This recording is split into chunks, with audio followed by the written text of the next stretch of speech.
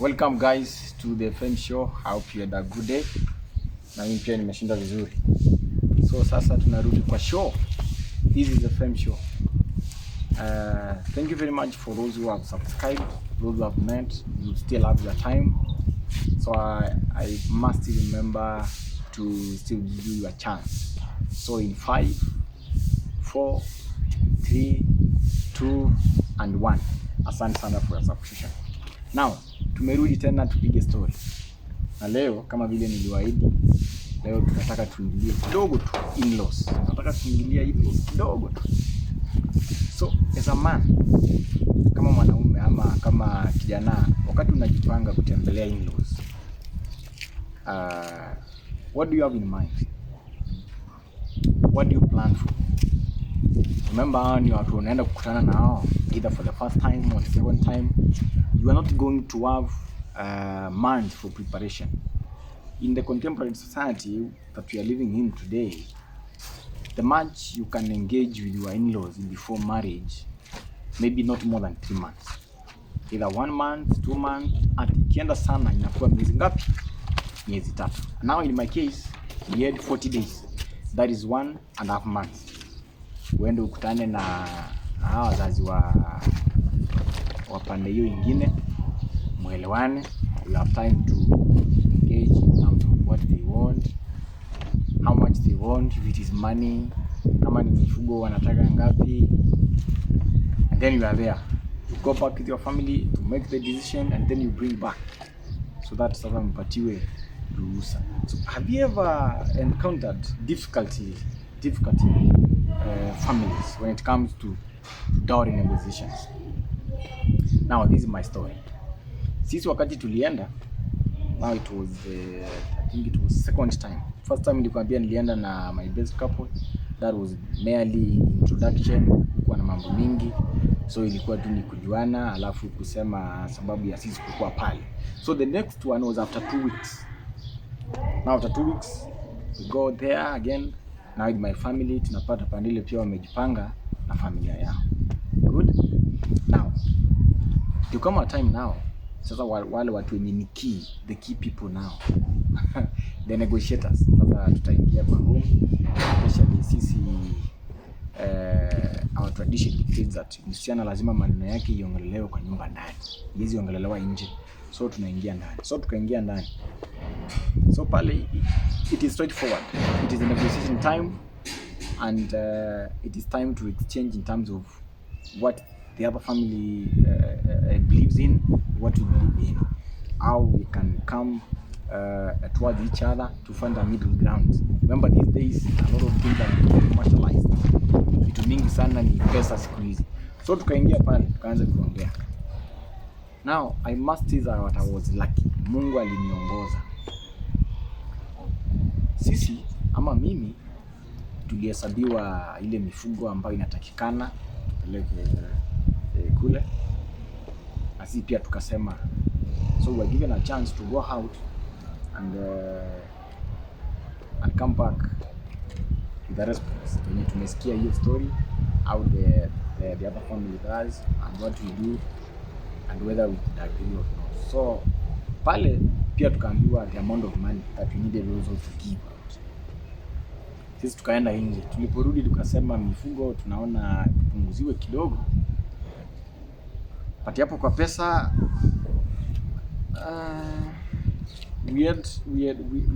we had our own version. Hapo kwa pesa tukasema hapo pengine tunaweza ongea, lakini kwa mifugo barua nizo kama vitu unafaa mununue, ngano, unga ya ugali, chumvi, those things are, hizo ni kawaida. As a family, you also think it's good to share. So tukarudi hapa kwa pesa sasa. You'd be nuts to give out some money. So wakati ile familia nyingine wanaitisha pesa, si kwamba tulikuwa na pesa, na si kwamba tulikuwa na pesa. So we were of the idea that we think it would be good if we didn't pay the money. Instead, tuachiwe ikiwa open. Now that is my family request. Let our son be able to bring what he can afford at the time he can afford, and isikuwe ni kama target ati lazima ufikishe kiwango fulani but wacha tukue na hiyo openness as your family and our family to be able to engage, because I think my family's idea ama ule mzee alikuwa pande yangu alikuwa anaona kwamba there are times you be asked maybe to support your wife's siblings ama your other parents, and in that way now you cannot say that I'm going to give this much. You can only give kulingana na uwezo wako. I must say that our in-laws were good, because the moment tuliweka hiyo request au kufanya mambo ikuwe ngumu. So pia wao wakasema after some exchange, they also had their version on why they think that we needed to give the money, and it has always been the reason because you are marrying a learned let me say lady. So wakati unaenda kuoa mahali msichana kuna degree ama kuna diploma ama amesoma tu, amesomeshwa kiwango fulani, lazima usikie wazee wakikwambia mimi nakupatia msichana ambaye amesoma. Kusoma ni vizuri, but kusoma it's not a bargaining tool. Si kusomesha msichana alafu unakuja kumtishia pesa sababu amesoma. Juu wakati mwingi mtu amesoma of course ataolewa na mtu mwenye amesoma. So they were good, we agreed. Sasa hapo kwa pesa I can say that tulifanywa waiver. So sisi tuliambiwa nyinyi mtaleta ile mtapata wakati ni mtapata, and there will be hakuna target haujawekewa hii kama lazima in your life utimize hii. But pale kwa mifugo they were very clear. We also knew that hapo hatuwezi kuuza. So tukawekewa mbuzi kiwango fulani, tukawekewa ng'ombe kiwango fulani na vitu zingine hapo traditional zenye unafaa mlete, and we are okay with that. So what I want us to think about is now the part of the money. What do you think about this money? That I think it would be good. Some families that they say wanachukua ng'ombe ni ngapi, mbuzi ni ngapi, and they say instead of bringing this one because these days maybe watu hawaendi kulisha sana, they now convert it to money. There is that aspect, but there's another emerging aspect of people just asking money in terms of millions. I don't think you can buy someone. I don't think any family can be able to sell their daughter. So I think families should be encouraged, or parents should be encouraged not to, I'm not saying that they should not ask for money, but maybe just try to make it look like it is a friendly exchange. Because as much as we continue to commercialize this dowry, watu wataoana tu, watu wataendelea kuoana. But I think our young people, those who don't have money, those who do not have jobs which can pay to the tunes of millions, will be discouraged from facing their in-laws. I think it would be better when, because you think you can, there are some aspects of tradition that you cannot deal with, that you cannot avoid. You will continue to, this one will continue to run kizazi baada ya kizazi kingine. But now the part of money, the mali inafaa iangaliwe because it is not pegged on any tradition. That is an emerging. It imekuja tu squeeze. It's an issue that I think mimi nilikuwa bahati, mimi niliondolewa. I don't know what will happen in your case. So wewe endelee kuomba Mungu, but the most important thing is for our young people, for people who are dating, please make a friendship with your girl. I say this because I know the impact it can have. Wakati unakuwa rafiki sana na your fiancé, itakusaidia. Sababu huyu fiancé wako, huyu mladies wako ndiye ako karibu sana na mama yake. Wakati ako karibu na mama yake sana ama kiwango fulani, itakusaidia pia wakati wanawaalika from the other side. Kuna vile anaweza ongea na your father in law to be ama bwana yake, na waambie, remember this is our girl. Sisi ndio tumemlea, sisi ndio tunajua ile mashida ama mazuri tumepitia na yeye. So it would be good not to allow a lot of forces, external forces coming in, making it difficult for the other family to cope with or to be able to pay than when you just sit and say that you'll face your in-law, you don't know them. Of course, there are people you don't know, there are families you've not interacted with all your life, but now they have been put there to become part of your family. You find sibling there, and everyone will have their interest. So wakati unakuwa karibu sana na your girlfriend, it will help you. It will help you reach your mother-in-law indirectly. Also, be open to them. Tell them what you can afford. Maybe to some extent, don't lie. Don't be so open such that your girlfriend will think, this is an opportunity for my family also to reap. Wakati anakujua ukweli, because after 1 or 2 months after you have given something to your in-law, you will go back to your girlfriend. Utarudi pale kwa nyumba, it will be you and now your wife starting your life. Kununua sufuria, just setting up a base of a basic family, and it's not an easy thing. So my experience with in-laws is that I am lucky to have found good people who care about also their daughter.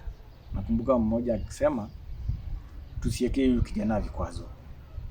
Juu kama amekuja hadharani, amekuja mchana kusema ile anaweza pata, let us agree. Tukijua ile ako nayo saa hii, atakata atupatie, na akate ingine aende anzishe familia na mke wake. Kwa hivyo, but wakati familia inaongea hivyo, utapata tu kuna those aunties, those guys from outside who also want a share to come and maybe start wakiona familia inakuwa so lenient, wanaanza kuweka hizo vitu. Nasikia tu mtu ameketi hapo nyuma ya mlango anaongea tu. So you might find them, you might not find them. When you find them, look for a good way of becoming also a friend to your family or to your father and mother-in-law. That's way they can save you. Wakisema waseme, now we are in control of this one. Utakuwa umepata watu wazuri. Ukipata watu they don't want to speak themselves out, but wamekuachilia kwa committee, mtu wangu utafinywa, utashikwa mahali. Remember, also ladies, you also understand that as men, when you go or when you prepare to marry, of course kuna hiyo aspect here, you must part with something. You must appreciate your new parents-in-law, and some are good. I've heard of 2 or 3 scenarios whereby wazazi waliketi wakasema, bwana, tunajua huna kitu, we enda ile kitu utapata utuletee. You will find a few like that, but majority is where you must part with something. Lazima ukate kitu upeane, na hii si kununua. So wakati in-laws wanakuwekea vikwazo mingi, unafika mahali unasikia ni kama unauziwa, pia haikuwi mzuri sana. And remember, people these days are marrying between maybe in the 20s, let me say 20s, from 21, 22, 23, mostly from 25 to 30. You find there's a lot of activity, there's a lot of people getting married in that age bracket. Kwa hivyo huyu mtu mwenye ako 25 unamwitisha 1 million. Na hiyo time unamwambia 1 million, it is at the end of the day you have to pay this. So for you to start, unawekewa target ya 1000 kama 100. Na hiyo kama unapanga wedding, maybe for a lot of people you will expect ile pre-wedding yako, hapo ndio utatoa some money. Remember, at the wedding you have services to pay. Kuna mtu wa kamera unafaa umlipe, kuna suti unafaa ununue suti mzuri, kuna chakula unafaa ununue watu, transport for the both families. So you look at that budget and you say, kama hii budget itakuwa exposed to everyone wanting to get something from it, then you'll be in a tough place. Kwa hivyo ni kuomba tu Mungu. You cannot predict your in-laws. You cannot have a say. When they say, they say. You can only negotiate to some extent, but when they push you so much, you find that you can't pull back other than just to adhere to what they are saying. So let's continue engaging in our comment section. Huwa napitia comment zenu sana. Mtu mwingine aliona akiniambia sichekangi. So wakati ninaongea peke yangu nafaa nicheke na nani? So wakati unaongea peke yako utacheka na nani? So maybe wakati nitamleta mama hapa, that time could be able to laugh. But as now, wacha nipige story kama nimeweka sura. Nakaa ngumu lakini tutarekebisha tu baadaye. Tutarekebisha pole pole.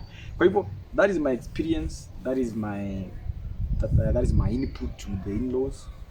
Niko lucky to have found them, but not so lucky because at the end of the day utapeleka ng'ombe, utapeleka mbuzi, but si kiwango. At least we could talk, we could listen to each other, we could agree. Kwa hivyo wewe omba Mungu sana.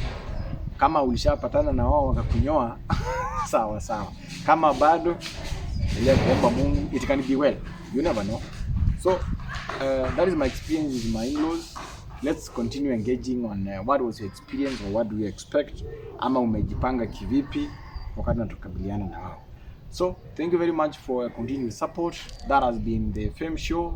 Next one will be the wedding day. This has been my experience with in-laws. The next one itakuwa on wedding. Stay tuned and like, subscribe, finya hiyo notification ndio sasa ukuje ujue sasa kilele ilifika namna gani. Hii chuma ilifika namna gani. We have more to follow, so continue supporting us. Share the video, comment, ndio sasa tuendelee kubonga na kupata story za kimaisha. Asanteni sana. My name is Abraham. Bye bye until next time.